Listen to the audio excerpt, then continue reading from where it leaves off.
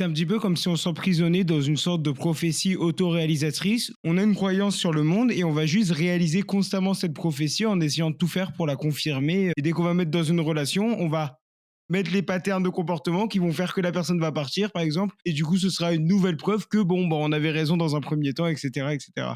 Et sous-jacent à tout ça, rappelons-les, les sensations physiques, viscérales, qui ont donné naissance à ces croyances. C'est-à-dire, et c'est très important, elles prédatent ces croyances. Elles prédatent tout.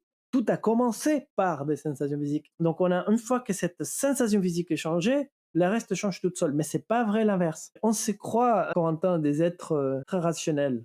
C'est pas vrai. J'ai dit parfois, on est des animaux avec un néocortex collé dessus, quoi.